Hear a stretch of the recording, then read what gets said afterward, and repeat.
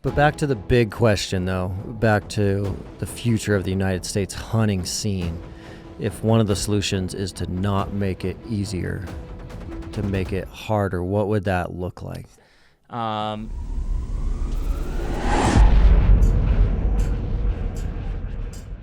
What is up, everyone? Welcome back to another episode of the Mountain Tough Podcast. I'm your host, Dustin Diefenderfer and CEO, and I'm so glad that you are here.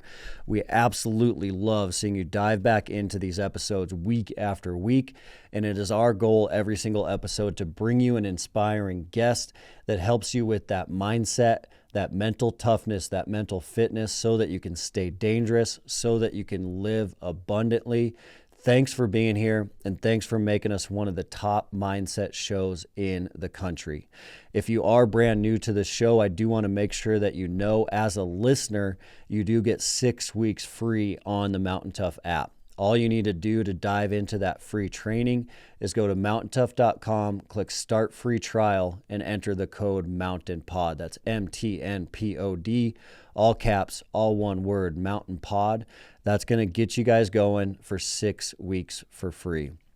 Shifting gears now to today's guest. We had these guys out in the lab. We had a fun day. We did some archery drills together with some fitness components, shooting our bows with some jacked heart rates. They absolutely crushed it. On the show today is Jeremy and Jared from HUNTR. They have the HUNTR podcast on the podcast store and on YouTube. They have their brand, We Are HUNTR. They are passionate hunters. They're passionate land managers. They're passionate entrepreneurs. We had a fun day, and this is a fun conversation. So please stand by for Jeremy and Jared.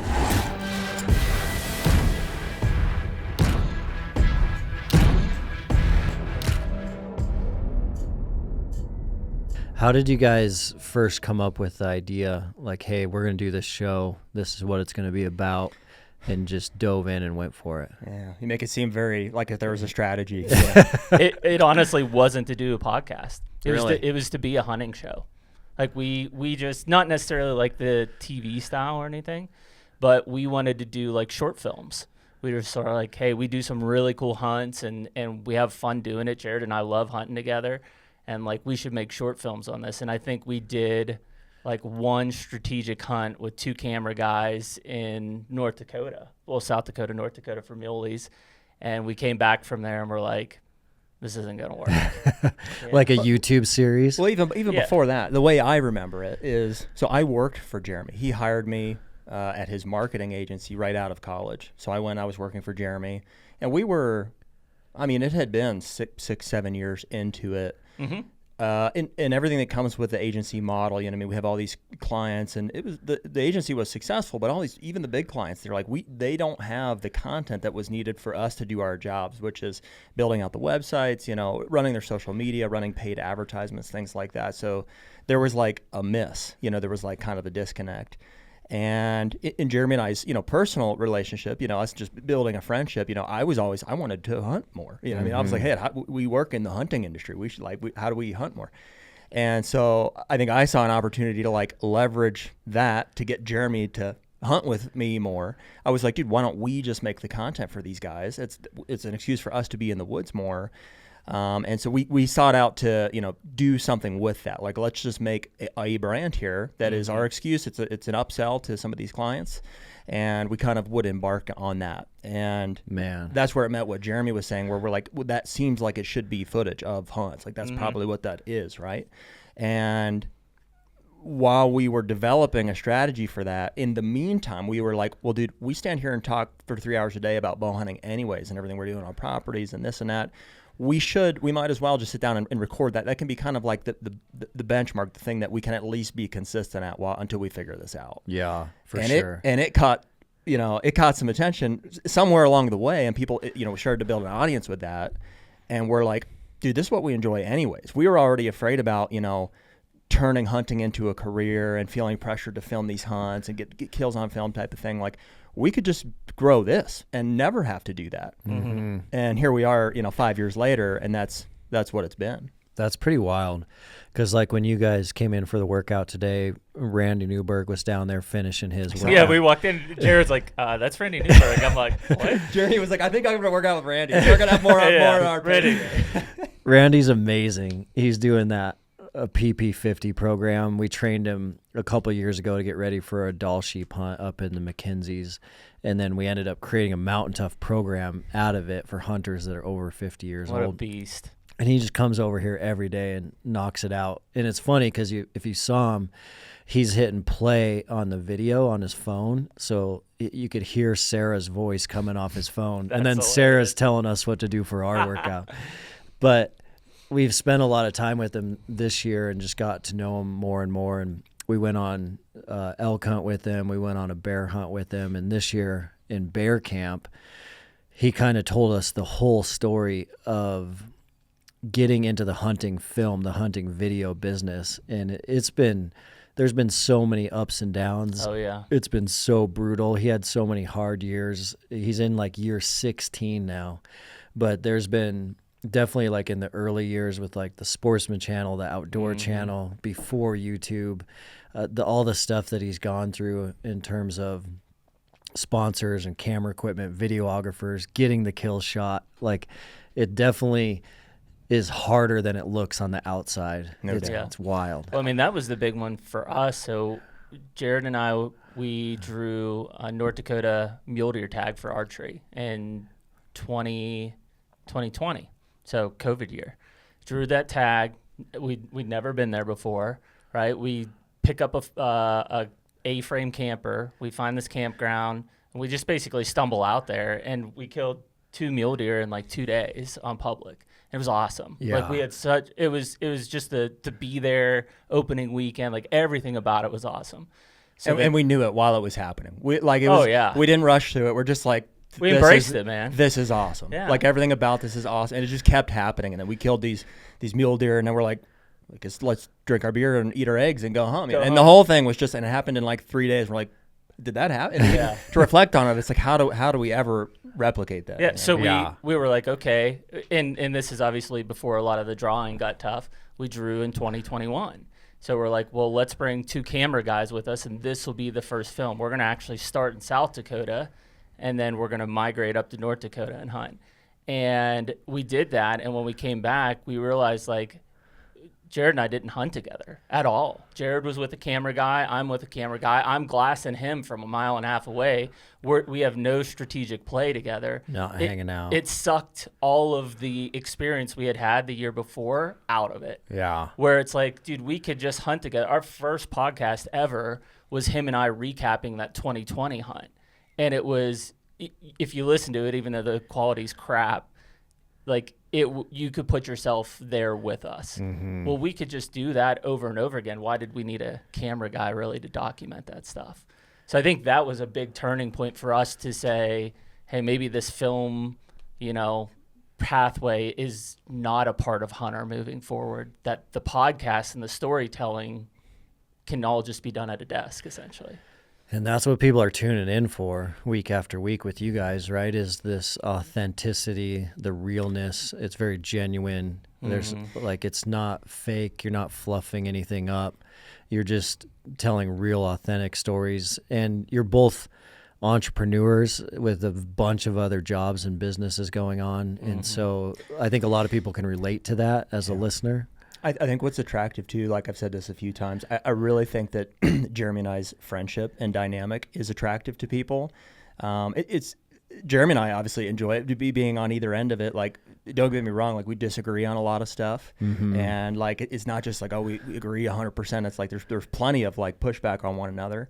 But I think it's enjoyable for people. It's like, it's almost entertaining because it's like there's a baseline of respect and a mutual love for hunting that we always land back at. And so even on the film side of things, like obviously I think I would say we've got that fairly down on the conversational podcast side of things. Like that, I think that's a big part of what built the audience. That's a big part of what will keep us moving forward. Even our guests, I think, enjoy that. That's why they like being a part of it. It's fun for them because you get to just come in on that. I've often said, it's like, hey, Jeremy and I are having a conversation, and we just want you to be a part of it. We've been accused of talking over guests and stuff, but and if that is able to be translated to film somehow, some way, someday, we're open to that. But I think us filming separately from one another and in a situation where it's taking away, like, it's a fine line. You gotta be together. Well, we dabbled. I mean, the dynamic I think Jared hit on is big. I'm 41, Jared's 32, right? So we have like almost a generational gap between us. My background's as a wildlife biologist, even though I'm in all this other stuff now. So I think one thing that we've really kind of embraced here is, kind of our transparency and even boldness to call things out. And not necessarily that we're going to take a specific side even in it, but like, let's just bring it to the surface and let's rip it apart. And at the end of it, we may not even have come up with hey, we're leaning A way or B way, but we've laid it out there enough for you to say, this is a problem, or maybe this isn't a problem, whatever your take needs to be on it. Yeah. And we've really kind of embraced that, I'd say, over the last couple of years, even around like the state agencies and stuff. That's been a huge thing that we've had to kind of lean on here, is that we feel, because we have a platform, that we need to like at least challenge some of these states to answer some tough questions that we're getting from our followers. Like, they're asking us, hey, you should get so-and-so on and you should talk to them about this. Okay, we will. It's ruffled some feathers for sure. I mean, it's like, from the outside looking in, I think everybody just wants hunters to just be a great big fun, happy fun bunch, and it's everything's good and it's great, and the state agencies are always looking out for our best interests and stuff. And it's not to put too much of a spotlight on them, it's just the whole thing. It's like, hey, this is real world stuff, and once you start spending as much time as Jeremy and I do, not only in our own hunting experiences but also engaging with people across the industry and across the country, you start to key in on like, there's some central themes here that like seem problematic, that most people don't even realize that other maybe influencers or whoever are intentionally not talking about, or because of whatever financial incentives, or just it's their business to stay in a certain lane or whatever.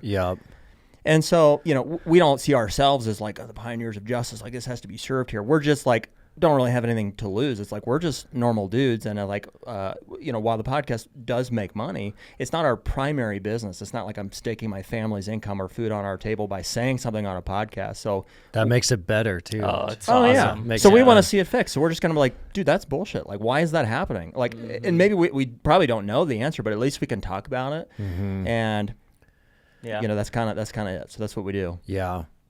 And kind of back to what we were talking about studio design. That was another thing that Nate and I talk about all the time for shows that are absolutely doing extremely well, is exactly what you just mentioned about not being scared to bring certain people on. If you think about Joe Rogan's success, it's because he's so curious. And he's love it, dude. So much curiosity, but he'll bring, like, he's generally leaned more right over the last couple of years, but like, he'll bring anyone on to hear their side of the story and to get that other side of the story.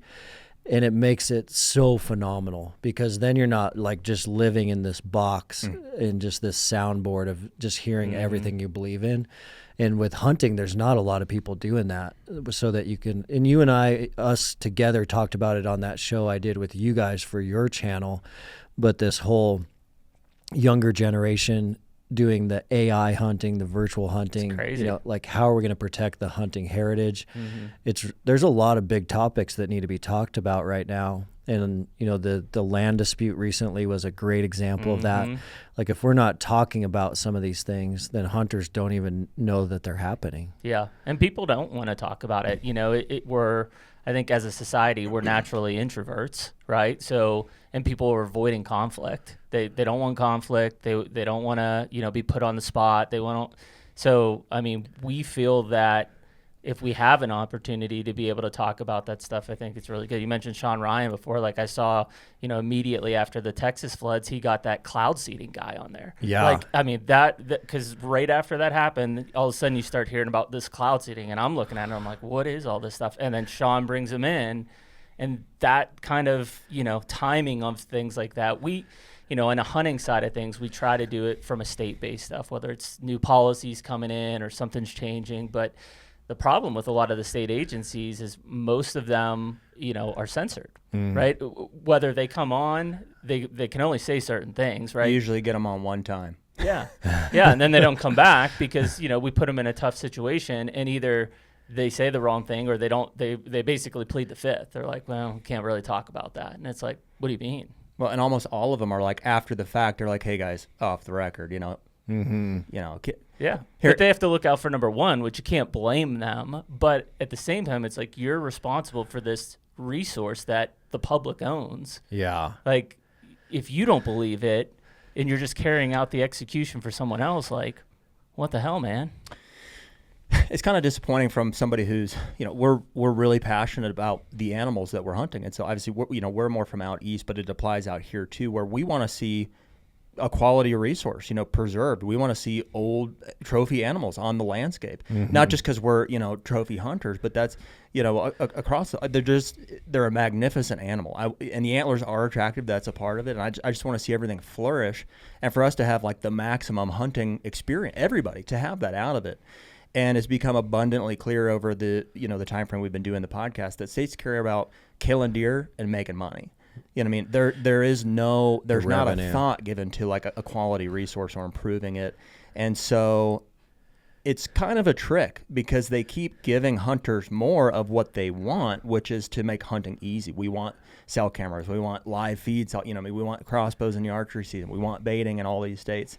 And all of those things, the state, sees as opportunities to make money and kill more deer. And they pose it as, hey, we're giving you guys more opportunity. We're doing this for the hunters. This is what the hunters want.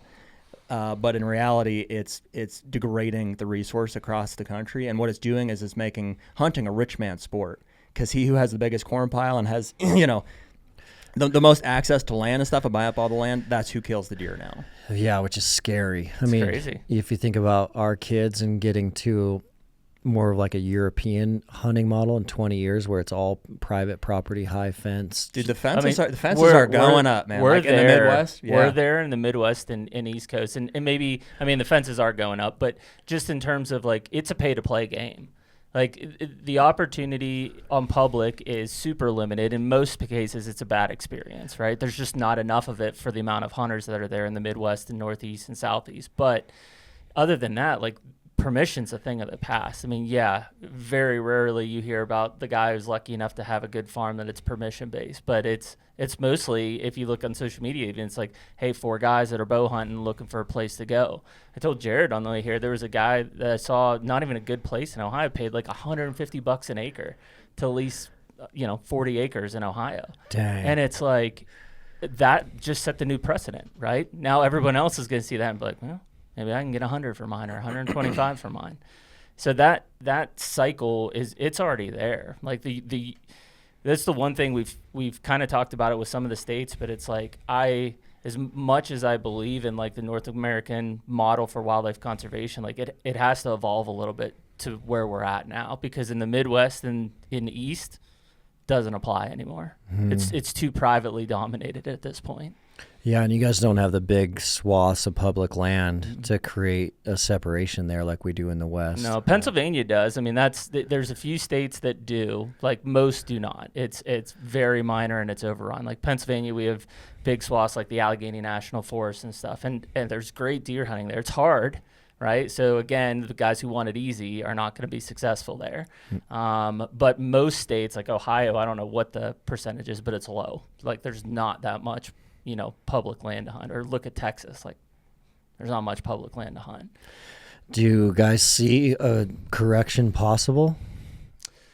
I think the correction you're going to see is that the hunter numbers are going to drop significantly, and it'll open up access because of it.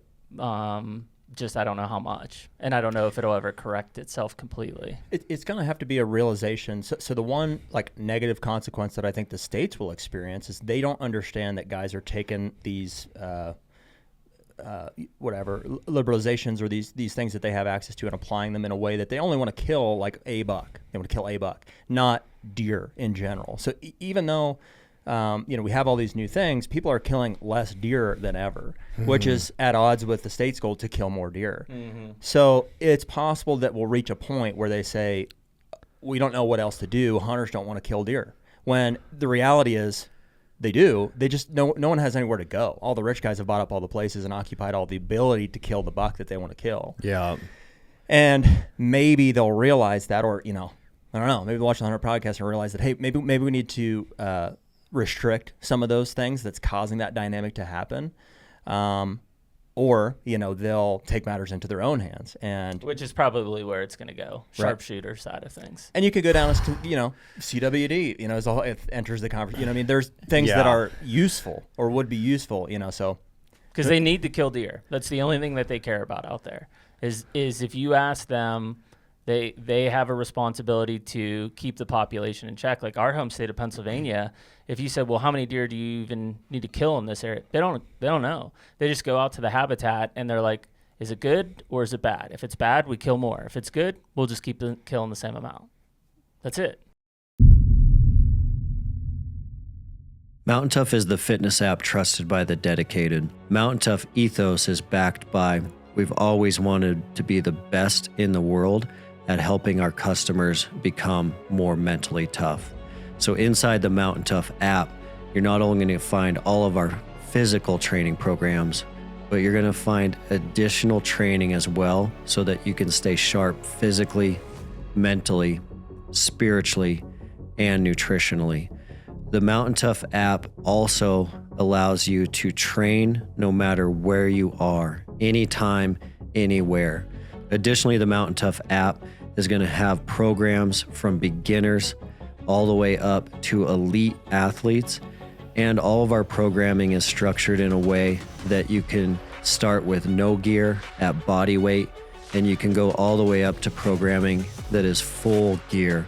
So you can do that in a robust home gym or your local gym. There's no excuse for you not to start today. With Mountain Tough, you can conquer your goals with the ideal program for your lifestyle and schedule. Train with equipment or just your body weight on your phone, tablet, TV, or web browser. Most importantly, Mountain Tough will help you train your mindset so you are always ready for anything life throws your way. Mountain Tough is offering the Mountain Tough podcast listeners an incredible offer. 6 weeks free on the Mountain Tough app. All you need to do is use the code MTNPOD to redeem your 6 weeks of training. That'll be a 14-day free trial plus a whole additional 4 weeks of training. Just go to mountaintough.com and enter code MTNPOD for your 6 weeks free on the best-in-class physical and mental training app.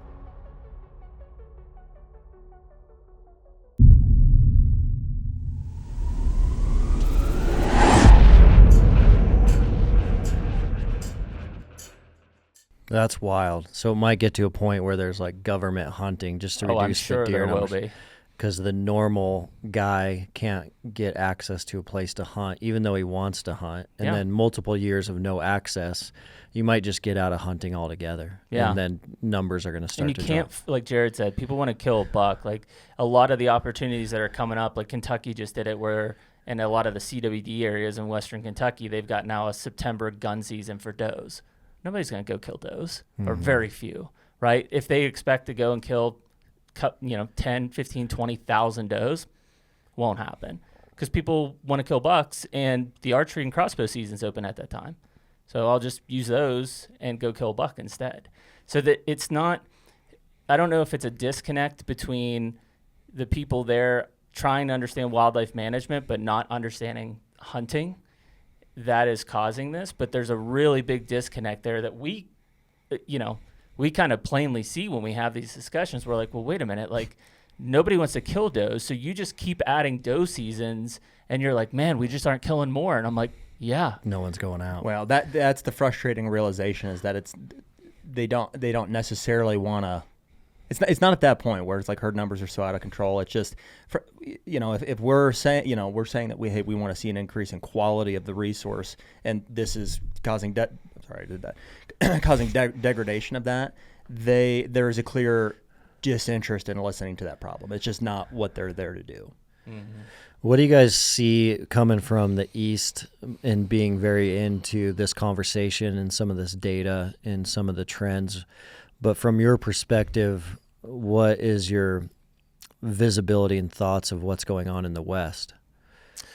I mean, I think a lot of it is people from the East getting driven to the West, right? I mean, that's part of the tag issues that we have right now, right? That's why a state like Colorado goes to a draw system after being over the counter for so long is, people will immediately say, well, it's the internet. It is, the information's there readily, but these people are losing their access to what they typically had from hunting. So they're going to look for other opportunities, right? Just like, we fortunately just got Sunday hunting legalized in Pennsylvania. It wasn't legal. You couldn't hunt on a Sunday, right? So what'd you do? You went to Ohio, or you went to Maryland, or you went somewhere else that you can hunt on Sunday. Well, now as these people are losing their footing there, I think you're seeing that push over, right? The information is readily available out there to do it. And I think that the state agencies have the same mindset, which is population control. They want to kill animals, not resource management. I do think it's a similar problem that you guys are experiencing, in that it's like technology is just making the world smaller. Like in the East, it's more so like, hey, these things are used to literally kill, to make you successful at hunting. And I guess you would say the same thing. It just looks different. Like to the West, if I were to point a finger at one thing, it's, maps. It's online mapping. And everything else on top, just the lifestyle change that happened with COVID, people working from home, having more free time, the ability, just vehicles and like how everything is structured, on top of, there is more content and learning resources and all these things for people to learn more quickly and very quickly make a very big area very small. And so you just see a lot of, pressure applied well, good hunters, going out and just putting a lot of pressure, and there's just only so many animals on the landscape. Yeah. And yeah, because I think if you look at the numbers, like I don't know if you would see, like in the East, it's up in the air, right? Some agencies will tell you we're down 20% versus the 90s. Other ones will say, we're even or whatever. I don't think many would say they're up. They might be.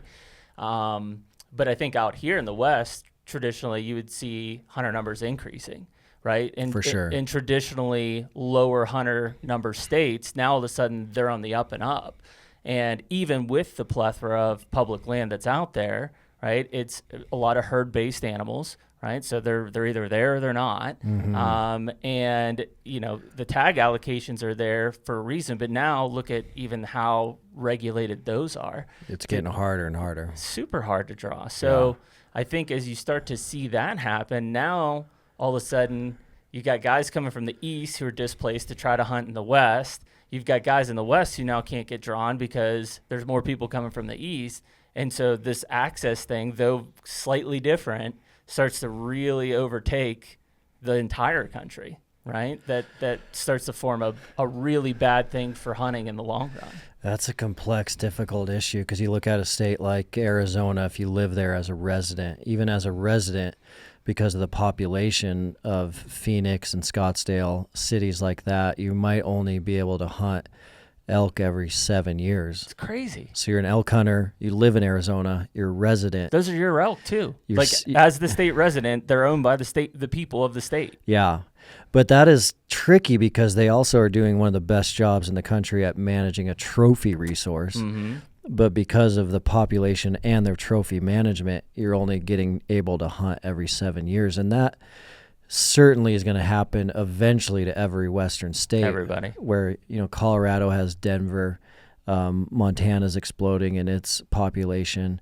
So you can only run the general resident tags for so long before, you have to go to a model of where you can't hunt every year. Well, it's interesting. I mean, that's going to be region and species specifics, you know what I mean? So if we say like Iowa would be the comparable whitetail state that does the best job for managing for a quality resource, whether they're intending to or not, their residents can shoot 3 bucks every year. Wow. So, you know, so it really is, I think, agency dependent and, like I said, regionally and species based, you know, to make a decision. And each of them has a slightly different goal and way of going about it. So I think it's going to get tough because, I mean, if you think about those states and like whether you're in Arizona or Colorado, not to mention the predator aspect over the top, right? But if it's like, let's say, you know, every 2 years you're hunting elk, every other year you're hunting muleys, like, is that going to stick for our younger generation? Probably not. Like if all of a sudden it's like, oh, hey, yeah, you don't hunt this year. Well, you're going to do something else. There's a lot to that. Eventually something's going to distract you. And it's like the more the gap is, like, fortunately, everybody in the Midwest and East, like it may not be great, but you can go out and hunt every year. You can buy your tag and go out and hunt. You can figure out, you can find an animal to go kill. That may not be the case out here. And that generational gap that we're seeing from a hunting side, as well as now, hey, seasonally, you can't even go out and hunt, that's going to kill it for a lot of kids, I think. Yeah, I think about that a lot because if you can't hunt elk every year as like a Western United States resident, that is very difficult for the interest level and staying interested on it. But also, like as an elk hunter, you learn so much every single year. Mm-hmm. And so, like for me, for example, I've been archery elk hunting since I was 14, and we've been every single year since then, and now I'm 42. And so it's year after year after year of learning, mistake. If you're only just going every 7 years, maybe you're tagging along with a few buddies. It's kind of a whole different ball game. It's not as much as your lifestyle as it is when you can go every year. And so as those opportunities start getting diminished state by state, depending on population, that's going to be an interesting challenge for the hunting community, because there's nothing that's more true to me than the like RMEF model of hunting is conservation.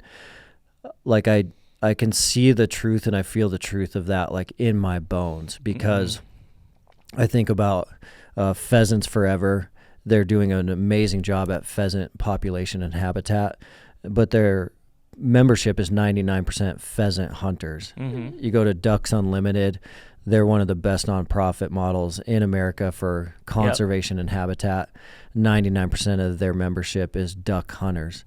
And if you're not hunting ducks, you don't care enough about ducks to manage that population and that habitat. Mm-mm. And so over time, if we're not hunting elk as much or we're not hunting deer as much, then the interest levels in those conservation organizations certainly has to come down. Because if I can only hunt, if you think about 30 years from now, if I can only pay $20,000 and hunt elk every 3 years on a private access, my passion for like elk conservation would certainly look completely different. And that's kind of what our kids are potentially walking into, both on the western half of the United States and on the eastern half of the United States. Mm-hmm. So, yeah. And I think also what you guys are going to see there too is if that starts to happen, now you do what a lot of us do in the East and the Midwest, which is we go to the next neighboring state. So when you originally were kind of very focused on like just Montana, now it's like, well, what's Idaho got to offer? Or what's Wyoming got to offer? And you start putting in for points in these other places, and then you're taking away from residents in that state, right? It's a domino effect that happens. And that for sure is occurring in the East Coast for sure.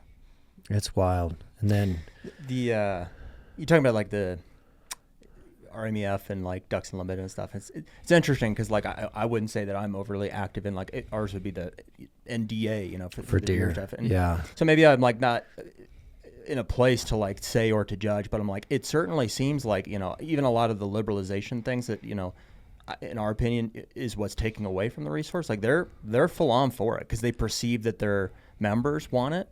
And so and I look at them almost in a place of judgment. I'm like, somebody needs to be the adult in the room and say, hey, this is the problem. Like, we need to be lobbying against it. Here's the dynamic that this is causing.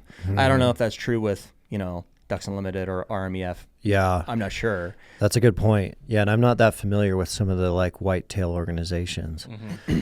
But all of those organizations are very much focused on, R3, right? The recruitment, reactivation, retention side of things. And so, and especially on the recruitment side, because new hunters is new dollars essentially. And I think as part of this opportunity thing, number one is the focus on that. What's the experience you're bringing those new hunters into? Most of it's shit.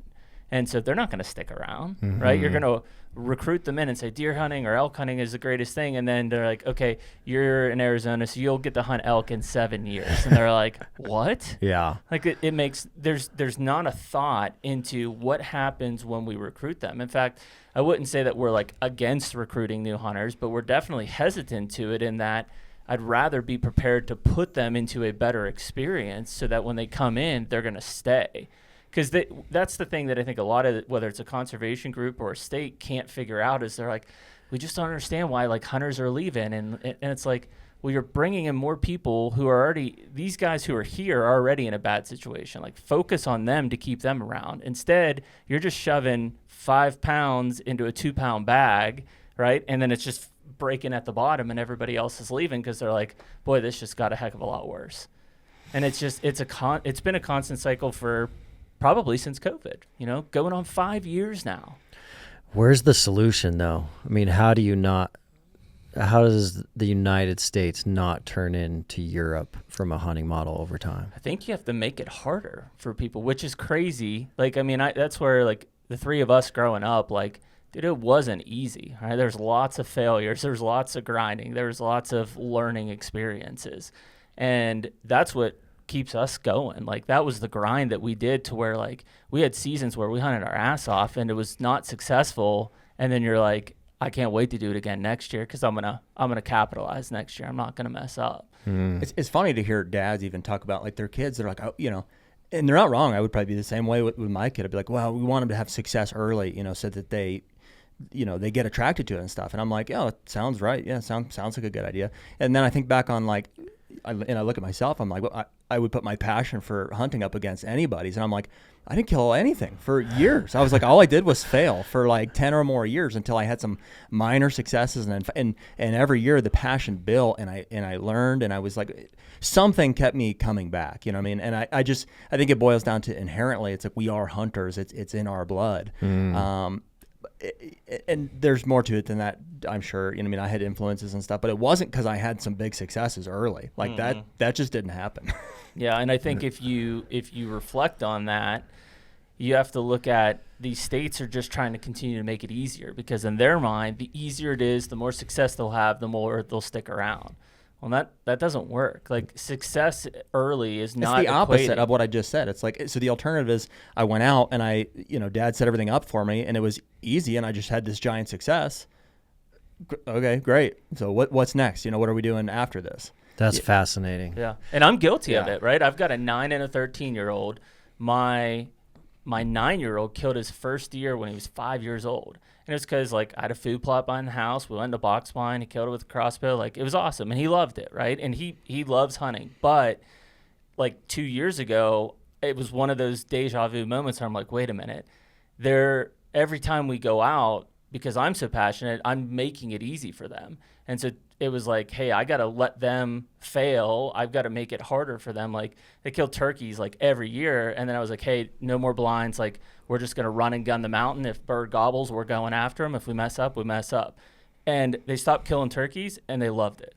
That's so fascinating because that's like mental toughness 101. That's what Mountain Tough talks about all the time is the things that are the most challenging in life are the greatest reward. And we all know that like the hardest sport season we ever went through, the hardest hunt we ever went through, the hunt that just totally beat us down. The hardest workout we just did a half an hour ago. Yeah. I don't know if I'm going to get out of this chair. Those are the things that create memories for life. Yeah. But then because we know what we know, because we've gone through what we've gone through, when we have kids coming up underneath of us, we want them to love it as much as we do. But because we have gear, we have stuff, we have places to go usually. Oh, yeah. We can easily make it crazy so easy for them. Mm-hmm. I think as an industry, and especially like for you guys as dads, it's like you're competing against culture, like to try to like get them interested in it. And the way that we're doing it is by making it easier. And inherently that makes it less rewarding when you have success. And so like it really is a misdiagnosis. It's like kind of a trap. It's like hunting is cool enough. Like it's just, it is what it is. You know what I mean? You're not going to make it cooler by adding, different stuff into it. It's just, it's not too late either. I mean, like I said, my kids killed a lot of deer when they were 5, 7, 8, 9 years old. And then I realized like, hey, I got to pull this back. And, I was worried because I'm like, well, if I make it tougher now, are they going to be like, I'm done. I don't want to do this. But I think like Jared said it best, like my oldest kid, he likes to hunt. He likes to go to deer camp, but he's not ate up with it. Like he's just, maybe at some point he will be, but he's just like, he'll go. But my youngest, he's ate up with it, right? It's in his blood. Like he'll go. You just send him in the woods and he'll hunt. Like that's just his style. So I think you have to fill that out. But, in a weird way, don't be the enabler, right? Even as much as work that you've put in and you've tried to make success for yourself, if you give that to them on a silver platter, it will not translate to them loving it as much as you love it. Not that it won't ever. It may. I mean, every kid is different, but I mean, yeah. I think we're going down. You're going down the dad and kid avenue, and it's hard to know. Like every kid is different, but. Yeah. But back to the big question, though, back to the future of the United States hunting scene. If one of the solutions is to not make it easier, to make it harder, what would that look like? States are going to have to take away some technology. And you guys have done it in the West, right? A lot of the states banning trail cameras. That's huge. Montana's good on blocking technology. And I think that's a huge asset for having it. These other states are so worried. Like, if you talk to the bait states and you're like, man, if we take away corn, like guys are going to quit, people are going to not be able to kill deer. And I'm like, are you crazy? Yeah. So that's the flip side of the coin is like these guys make money off of license sales and everything that's associated with it. So now that they have these certain things, they're terrified that if they pull it away, they'll lose hunters and they'll lose their job. Dude, I love that. I love this conversation right here because you think about it and it's like Montana has the most amazing spring bear season. We can't bait bears. It's all spot and stock. And then if you start going spring bear Montana, spot and stock archery hunting, like it's so hard. It's so difficult. You get your butt kicked just over and over and over again. But because of that, it's like the coolest and greatest thing ever. And you have great bear hunting. Yeah. And then if you could bait them, your bear population would be decimated. Yeah, and you think about like Texas, you got feeder stands, food getting kicked out every hour, morning and night. You roll in there and you shoot a good buck out of your stand. Like there's no gratification in that's going to make you so passionate about that industry and that animal that you're willing to like die for the protection of it. And so the thought of removing a lot of these things that make it so comfortable to make the sport last is fascinating. Yeah, and I mean we don't want it to affect like a singular group. Like for instance, if as much as we kind of go through and we're like, boy, we're really not a proponent of baiting, it would absolutely affect smaller parcels and favor larger parcels if you did that, right? We get that. But if you took away something like cell cams, right, that would affect and hurt our management strategy and how we pattern deer just as much as it would them. And so it's like, where's the mutual sacrifice that could happen that pulls the reins back a little bit? And it's like, listen, if somebody can't kill a deer because they don't have a cell cam, that's their own problem, right? They have no woodsmanship. They're not willing to put the effort into it. And if they quit, frankly, they were probably going to quit anyways at some point. Hey guys, I did want to interrupt for a quick minute right here and let you know about some supplements I've been taking. I did shy away from supplements for a long time. I was always cautious about what they were made out of, where they were from, and who the team was behind the brands. But over the last couple of years, I've got to meet the team at Mountain Ops from top to bottom, and they are an amazing group of humans.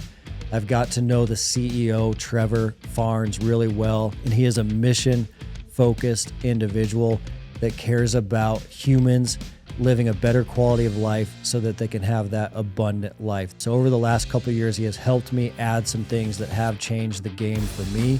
One of those things that I've added is creatine from Mountain Ops.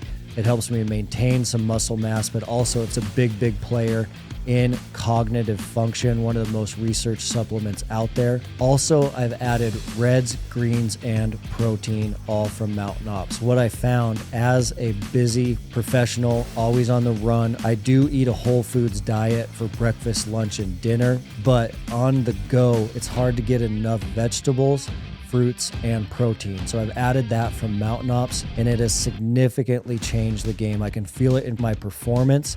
I haven't got sick for a long, long time, and I can certainly feel it in my mental clarity as well. The last thing I've added is the Mountain Tough Hydrate product for the backcountry, for hunting season. When I'm in the hills, I do run short on those electrolytes. We even have a Mountain Tough flavor, the Mountain Tough Lemon Lime Hydrate, and that is a game changer for hydration in the backcountry. So I keep it really simple. That is all I've added to my protocol, and it has certainly helped me, and I certainly believe in the team and the culture behind Mountain Ops.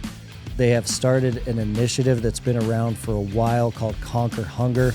Conquer Hunger is giving meals to hungry kids that aren't getting enough food, and they've given out over 6 million meals plus to kids through their Conquer Hunger initiative. So every order that happens at Mountain Ops, a percentage of that order goes to Conquer Hunger.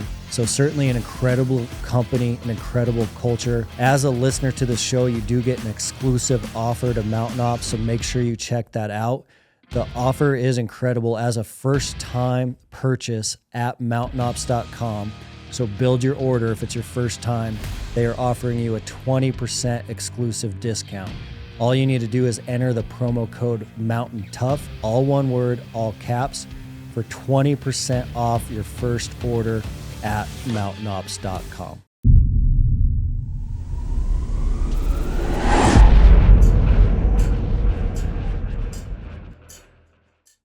That's crazy. Yeah, that's really interesting. It's going to be hard to do. It's going to be hard to take things out of people's hands that they have. It's going to be like a tough love scenario. Well, we as hunters are like the screaming infants at the dining room table that like we have our thing, our juice box, and we have our thing, and like, but we're not like eating the food in front of us that we should be. And it's like, and the parents are terrified to take us away from us because we're going to like throw a tantrum. Yeah. You know, and so it's like, it's a catch-22 because they want to keep hunters happy, you know, because we're footing bills and we're, you know, killing deer to a certain extent, but also like we're missing out on the real deal, you know, the main thing. So again, it's like an adult in the room has to, I think, realize the dynamic that's happening there. Like I said, it's frustrating because Jeremy and I think can see it like plain as day. You know what I mean? Granted, we're not literally getting pulled at. You know, we're not in the positions of, you know, whoever those are, you know, the senators, the game agencies and stuff, you know, so I don't make light of the challenges that they're facing there. But it seems like a fairly simple dynamic to understand. It's like, hey, you're making it too easy. There's too many technologies. They're not using it the way that we thought they would. There's a long-term fall off of hunter numbers happening here. That's with our goal, you know, to manage the resource. Something needs to change. Yeah, and they're just oblivious to, because it's like they're not killing more deer. You're giving them all these opportunities. They're not the deer harvests are not increasing. You literally have private landowners erecting high fences on 2 or 3 sides to block out their neighbors and stop movement happening. And like we see all this happen, and we're like, you realize where we're going with this. This is not good. And it's like nobody says anything at these top agencies. Like, I get it. You're afraid for your job, but this is your job, is to make sure for the outlook of the future, for future generations, the resource is there and available and able to be used. Man. And it's not that technology is inherently evil, right, or a bad thing, but it's kind of scary how quickly we forget. Like, if I'm going to pick on one thing, you know, it's like you go back 10 years ago, like a lot of guys in the whitetail space would be like, oh, the topic is crossbows. They're like, oh, I mean, I've never caught dead shooting a crossbow, and it's like an ego thing. And they're like, everybody understand that was just for like disabled and elderly people and like maybe kids, And as the technology improved and those, because of lobbying, frankly, got allowed into more and more archery seasons, just, no holds barred. We now have a population where 70% of archery hunting is crossbows. And, you're a heretic if you say anything bad about it. Well, who are you to say I have limited time with my family and I have, and they want to default to, I have a shoulder injury. Yeah, coincidentally. Great, it's for you. You know what I mean? Oh, I'm elderly. Yes, it's for you. I'm not saying for you guys, but like these are grown, able-bodied men for the most part. 70% of all men, coincidentally, now have shoulder issues. And so we're on the other side of it, and they're just like, they want to act like, and so we take that to the extreme and say, well, okay, that's fine. So like, why don't we just like, shoot them with drones and AK-47s attached at night? That, and they're like, that's crazy. We would never do that. That's only for disabled and elderly. They would though. If it was legal, that's the thing is like the state. Where's the line? The state sets the bounds, and as long as they're willing to push them, the hunter will go right with them. Maybe not all of us. Like that's where this privatization starts to happen, because guys like us who want the purity of bow hunting and the experience in the woods and the potential to get deer to maturity and all of these other things, for ourselves and future generations, we're going to be like, well, we're just going to occupy more land and choke you out. You're going to keep pushing the bar. It makes hunters compete with each other. We're going to choke you out on here, right? Because we don't have other hobbies. This is it. Like this is all we do. So we'll sacrifice everything else besides our family and our businesses to make sure that we can hunt the way that we want to hunt. And it's happening right now all over the country. And choking out is fascinating too, because the states are addicted to this income they're getting off tag sales, and as choking out happens more and more, there's less and less tags being sold. It's on both sides. It's on both sides. It's like, yes, they make money off the tags, and there are clear money grabs going on. Like, you can remind me of the states that are allowing, like, oh, you pay $50 and now you can dump corn out type of like stupid little upsell type stuff. But on the flip side, I think there's just as much a fear to pull back on technology for fear of losing hunters, not only from a financial standpoint, but from a fear of like a loss of ability to manage the resource. Like hunters are their soul, and a lot of their intentions I think are good. They're like, we want hunters to kill deer. We want them to have opportunities. But they're simple things, dude. I mean, there's like, you could run down a list of 4 or 5 technologies that have made us extremely lethal, and it's causing a dynamic that's, everything we talked about, Yeah, and it's just so, things are pushing so far that it's getting to levels that are, really close to not that sporting. Well, and I think the one thing that I've heard from a lot of state agencies that I'm honestly blown away, and I didn't know this probably 2 years ago, is that, the trend of being smaller government, anti-government that we've seen over the last decade even. The number of people that are just out hunting and never buy a license is astronomical. It's not being considered at all by these state agencies. They're looking at the numbers and saying they're up, they're down, they're this, they're that, and I'm like, you realize that there are probably at least an extra 10 or 20% of hunters just out killing deer or killing elk, doing whatever, that don't buy a license. They don't care. They don't feel like they need to. Especially probably in those eastern states. It's insane, man. They think it's their right to do that on their land whenever the hell they want. And it's an increasing number. Like back in the day, yeah, sure, you had a few outlaws, but everybody bought a license because that was the thing to do. As this, anti-smaller government movement happened, and you can't tell me what I can and can't do type of thing. It's more intentional now. It's insane. Yeah. I bet if that number actually came out, they'd realize how many more people are out there. That's why it feels like every property in the Midwest and the East is hunted, because it is. It reminds me, like, this conversation reminds me a little bit of like the tariff thing going on right now, a little bit of the Doge thing that happened this year. It's kind of like if you really played this out and ripped the Band-Aid off and played that out in your mind, even to like an extreme, just so you could see it, like nationally, you said the only way to hunt now is traditional archery equipment.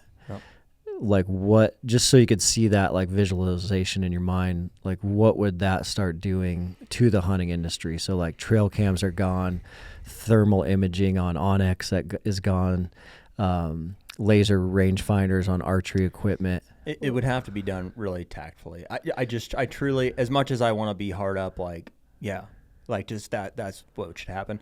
I really do think, like, and it really is the crossbow one. It's probably the biggest thing. If you told people they couldn't use their crossbows, I think you would lose 50% of that crowd, of the 70%. It's a big number. And long term, how that plays out, I mean, I think you'd really want to sit down and have some people talk about the dynamic from all of those parties. You know what I mean? That understand different mindsets and stuff. But so I do think that there's a hard line to put there. You know what I mean? I think there's technologies like, cell cameras would be one that it's like, hey, okay, if you don't hunt because you don't have cell cameras, like, what are we missing with that one? You know what I mean? There's a good one. The corn pile thing, it's going to affect smaller properties. And so you want to understand how that's going to affect it. And so there should be a goal. If you're going to like make a hard change like that, you need to have an objective to say, hey, we want to see this amount of acreage freed up, and by doing these things, we believe that this dynamic will result in that, that goal being met. Well, the one thing we talked about back east, which is obviously big here, is the outfitter side. Like, a lot of these outfitters are the ones occupying land, and they don't even hunt it, right? They put a camera out, or in some cases corn pile and a camera out, cell cam, and they monitor that property. They lock everybody out, and they don't hunt. And most of those outfitters have no requirement of permits from the state. They just start a business and they start leasing thousands of acres, and they lock it down, and they basically monetize the resource that's owned by the people. Right? That's what they're doing. And so it's like, why would you not make them buy a significant outfitter permit? One that's going to make anyone that's really not that legitimate out, and the ones that are, they're going to have to really consider how much land they're locking down and what they're doing. But in most of those states in the Midwest and East, you will hear a lot of the local people say it's an outfitter issue, because these guys are paying more than anybody else will pay to lock it down, and it's thousands of acres. Thousands of acres. So managing a whole population. And not even hunting it most of the time. Because you think they're bringing in a client to come kill does? No, he's coming to kill a buck. Yeah. And then he's out. And so you just get overrun with does, and the state can't do anything. Because it happens at the individual level too. I mean, guys, Sure. do that. You buy a property out of state and you dump a corn pile, and then you're just going to go up and try to shoot the one buck. It's not inherently a bad thing. It's just what happens. And so the herd does not get does don't get shot and this and that. But the outfitters they run it as a business. They have a competitive advantage over individuals in most cases to occupy property and do that at scale. That's not a bad thing. It's just it probably should be regulated and permitted, and it should be significant, right? I don't know what the cost is for an outfitter here, but I bet most of them pay a significant fee for their permit to be able to guide. Are you guys seeing any optimistic signs of like this heading in the right direction? Are you feeling like pretty doomsday right now? No, I mean, there's definitely some things. So we talked briefly about like Pennsylvania allowing Sunday hunting. So that's a huge win for us. But I also think it'll take a lot of pressure off of Ohio, New York, West Virginia, and Maryland, because people won't leave Pennsylvania now on a weekend to go hunt there on Sunday. They'll stay home because they can hunt. And so I think that'll be a really big factor on those bordering states. I would say that there's a lot of states that are seeing, better quality deer. But it's because of the efforts from the private land management side of things. Well, that's you could look at it like a silver lining. It's just basically better resource for fewer amount of people. So, but that's not more good for more people if that's the goal. So from a state regulation standpoint, you don't see a lot of positive changes being made. Almost everything it just there it goes. It's, we're rapidly slipping down this, slip and slide that's been going now. But there are individuals who are occupying property and creating great opportunities for themselves. But that's not what we want. I mean, that is the European model. That's where it's the resource is very privatized, and only the people who can afford those properties and stuff get to access them. And it doesn't need to be that way. Shouldn't be that way, dude. Especially, all wildlife, but especially white-tailed deer. It's the most adaptable, most versatile. It's the game species of the people. It's there's more white-tailed deer hunters in the country than any other species by far. And so it should be for the people, you know what I mean? So it should be for the resource should be improved for all people. Everybody should have access, and it can be that way. It's because of these technologies that's causing us all to compete with each other that it's not. That's what's driving the competition, and for the wealthy to like surface to the top. Man, it's a hard nut to crack, especially with the difference in like the East Coast and the West Coast, because it is different. So dramatically different. A lot of times Nevada's cited as like the most well-rounded wildlife management division and department, and they're cited often as doing the best job. But you do look at Nevada, and they have giant mule deer, they have giant elk, they have giant bears, but I think around over 50% of the state, if not more than that, is BLM. And so you are having a difficult time drawing a tag, but when you draw it, you're going to hunt very mature animals on huge swaths of public land. Like, that's a lot different puzzle set of problems to navigate around than like Pennsylvania. Yeah, we're talking about 40s, 60s, 80s of private land where there's hunters on all of it.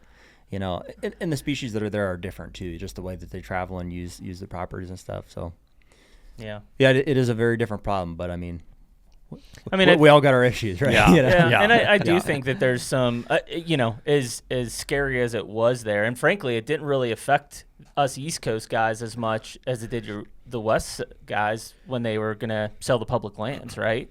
But I think a big issue like that was probably the first time I saw more united front than I've seen in a long time from the hunting side. Very united, right? Like even us from the East Coast, we're like, whoa, like we're calling our Pennsylvania senators to be like, hey, listen, we know that this isn't probably affecting us, but we're not even going to let this foot in the door, right? Like, here's why, and so it may never affect some of us from the East, but it's ultimately, we all saw that as an opportunity to kind of come to the forefront, unite, whether you're a private land guy, public guy, East Coast guy, West guy, everybody came forth. And so I think that as much as those kind of issues are scary, sometimes it's going to take more of those issues to unite us together to make a difference happen. For sure.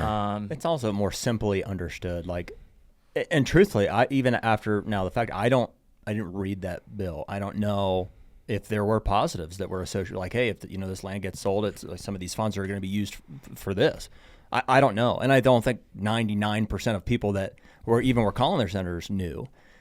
We don't know. It was like simple enough that they're like, lose land bad. So it's like it's easy to rally around. Yeah, these issues that we're talking about are not that simple. And frankly, a lot of hunters think they're in favor of the thing that is ultimately shooting them in the foot. It's just not as clear. When I look at the lobbying side, I think is the biggest one. Like, again, because most of us are introverts, we're not going to contact our senators. We're not going to contact our House of Representative.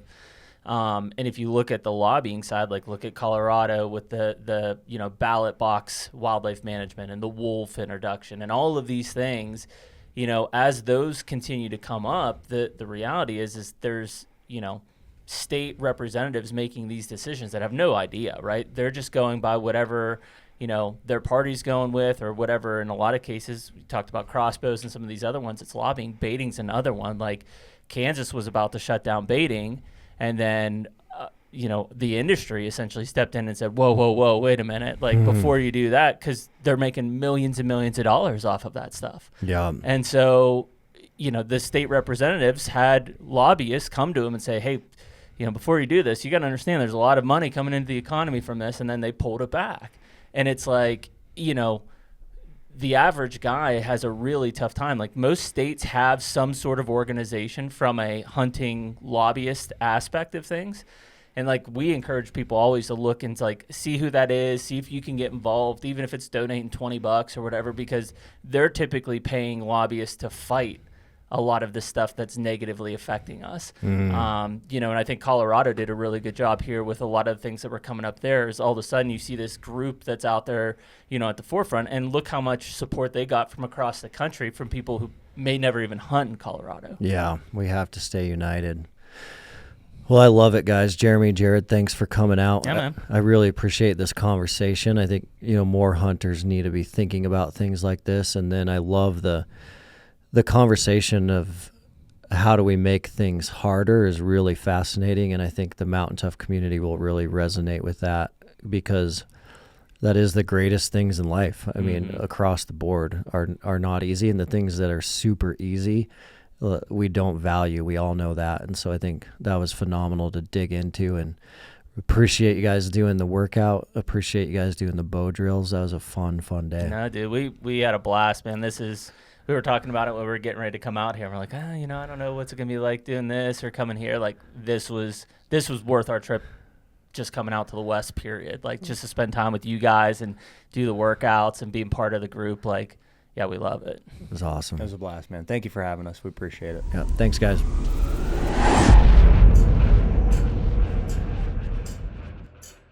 What a great conversation with those two. Jeremy and Jared are great guys. I'm so glad they came out to the lab. It's fun to spend the day with them, fun to get to know them better. Remember, every single Mountain Tough podcast, we're looking for that golden nugget. What can we take away from this show and apply to our lives right away so that we're getting better? We're looking for 1% better every single day, whether that's mentally, physically, spiritually.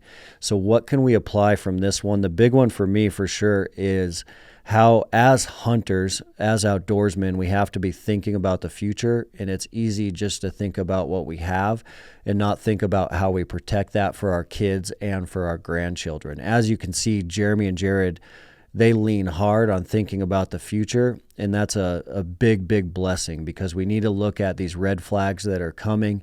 We need to look at these potential pitfalls that are coming, not only in our hunting life, but in every area of life, especially when we think about our children and the world we want to leave them in for these future generations. So think about what you're doing there and what you can do more of.